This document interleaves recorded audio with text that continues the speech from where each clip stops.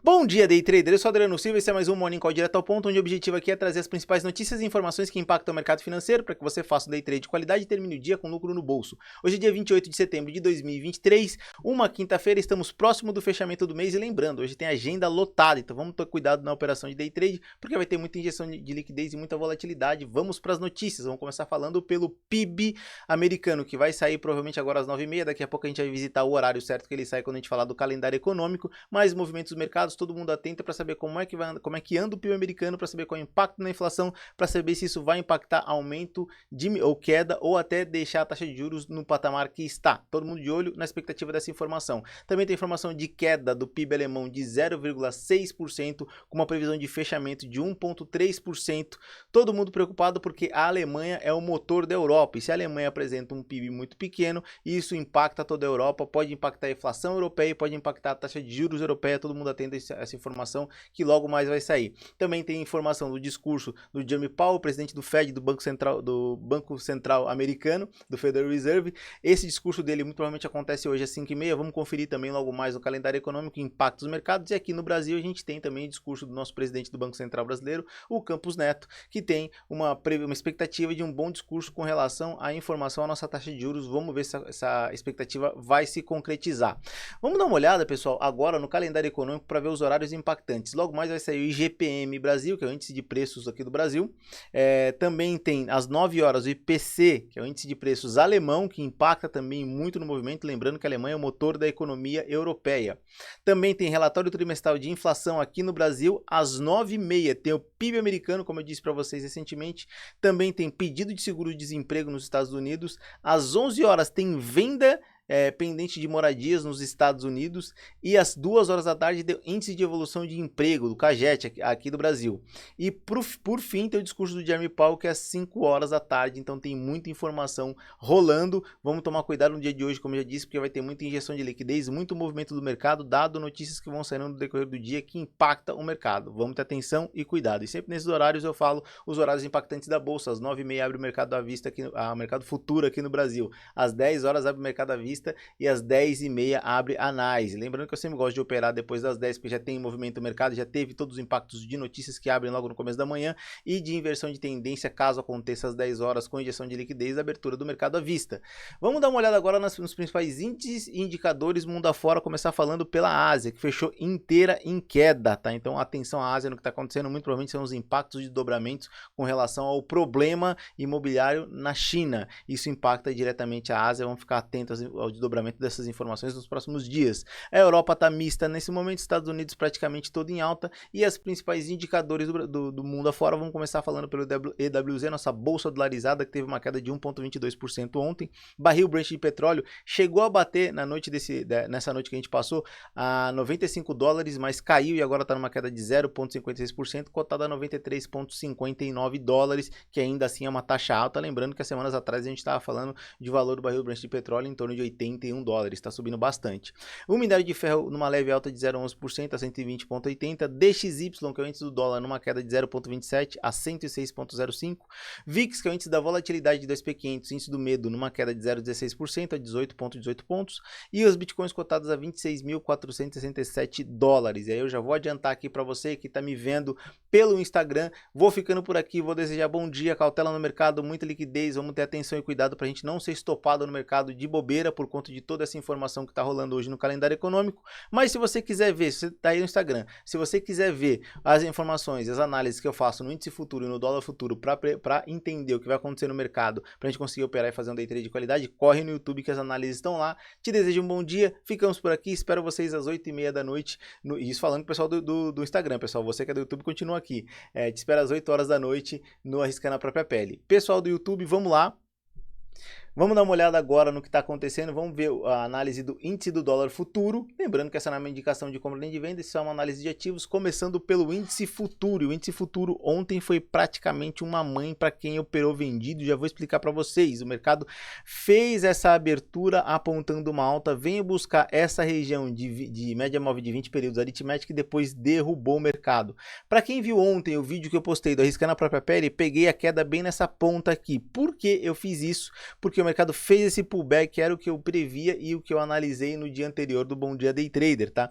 E isso se tornou realidade, o mercado fez uma queda muito forte, deixando o IFR novamente estressado abaixo da linha dos 30%, fazendo com que no finalzinho da tarde ele fizesse um novo pullback e viesse buscar aqui a média móvel de 9 exponencial, que virou para cima e deixou esse candle verde, apontando bem em cima da VWAP e sugerindo que ainda pode vir mais um pullback aqui na média móvel de 20 aritmética, tá? Lembrando, existe aqui embaixo desse movimento aqui, ó, bem nessa região que eu tô pincelando para vocês e logo mais no diário a gente vai ver ela com mais detalhe, uma zona de suporte.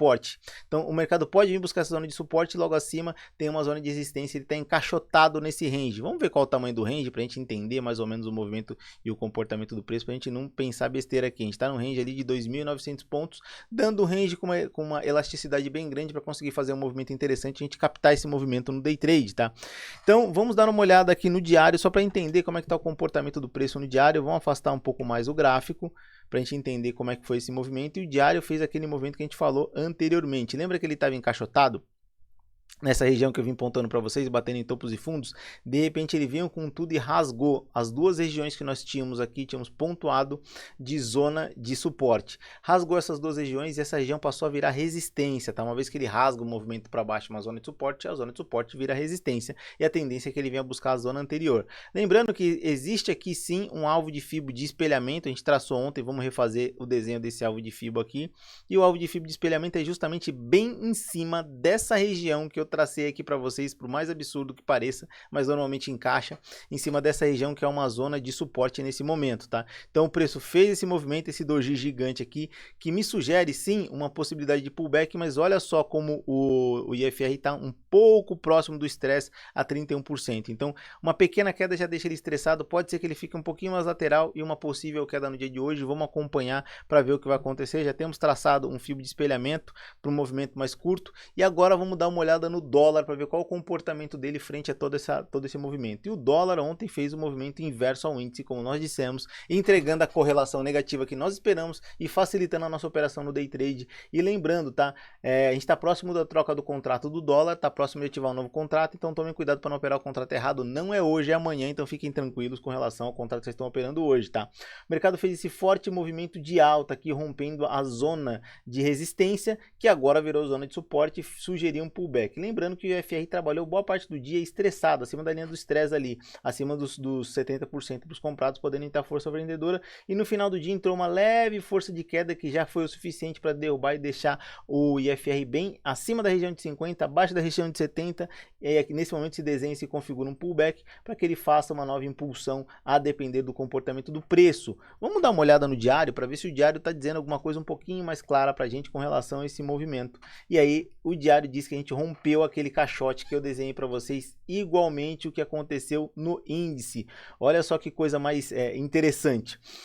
Há um tempo atrás o mercado do dólar fez esse forte movimento de alta, depois fez esse movimento de queda, marcando aqui essa zona, essa região que a gente ficou bem atento, que era uma região de suporte. E depois marcou essa região acima de resistência e ficou quicando nessa região, até que finalmente ele rompeu, tá, essa região com um candle de volume financeiro muito alto, próximo sim, um pouquinho acima da região de 70%, podendo entrar força vendedora. E olha só o paviozinho que ele deixou, isso aqui foi defesa dos vendidos, que não foi a defesa suficiente para que ele voltasse ali dentro daquela região, que era aquele range daquele caixote que nós estávamos acompanhando. Óbvio, as notícias vão impactar hoje? Claro que vão. A gente tinha um desenho aqui, eu vou para 60 minutos para traçar aquele alvo de Fibo. Nós fizemos dois alvos de Fibo ontem, um de espelhamento e um de projeção. Vamos fazer o alvo de Fibo de projeção agora, para ver qual o comportamento frente. Ó, ele atingiu o primeiro alvo, atingiu o segundo alvo e temos um terceiro alvo de Fibo. Ó. Vou traçar o terceiro alvo de Fibo, talvez ele tenha atingido, tá? Tô achando até estranho, pode ser que ele tenha atingido. Vamos verificar aqui.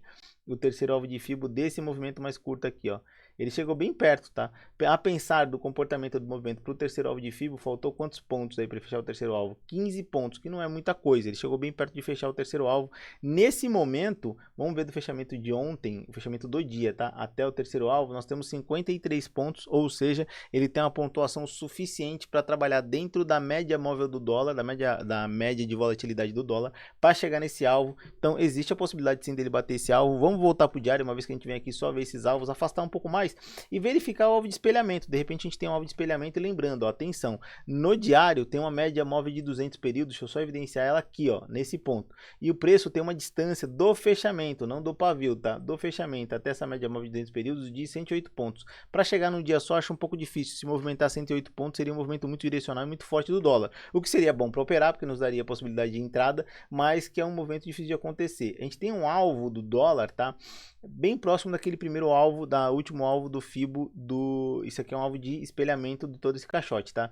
Aquele alvo de FIBO que nós desenhamos, que na abertura, no fechamento do dia de ontem, para esse alvo a gente tem 70 pontos, tá? Não é algo muito difícil de acontecer, não. Existe a possibilidade sim, o mercado sinaliza sim uma alta no dólar, mesmo com o IFR um pouco estressado, pessoal. Então temos muita coisa acontecendo aqui no gráfico, muita possibilidade. Vamos ficar atento, acho que o mercado vai dar bom hoje para a gente operar, vai ter movimento bem direcional. Isso facilita, e com volatilidade, isso facilita a nossa operação. Lembrando que hoje a agenda econômica está recheada, vamos tomar cuidado e eu vou falar para vocês que estão aqui no YouTube vendo toda essa análise, tá? Já vou pedir para vocês aqui que tenham cuidado no dia de hoje, cautela para a gente não tomar stop de besteira. Hoje é um dia com um calendário, uma agenda econômica lotada de informação, de notícia, muita volatilidade, muita injeção de liquidez, atenção e canja de galinha sempre é bom para que a gente se precaveja de qualquer tipo de problema. Vou desejar que vocês tenham um bom dia de day trade, lucro no bolso, dinheiro que é importante, gain, e vou falar para vocês também que espero vocês às 8 horas da noite no Arriscando a Própria Perna, onde eu opero com o meu capital de verdade, dinheiro de verdade na conta real, na modalidade day trade, mostro as minhas operações completas lá para vocês e ensino a fazer 5 de 1, e o que é 5 de 1 é fazer 5 dígitos dentro de um mesmo mês. E então, como eu sempre me despeço aqui para vocês, pessoal, bora pro gain, que dinheiro no bolso é o que importa.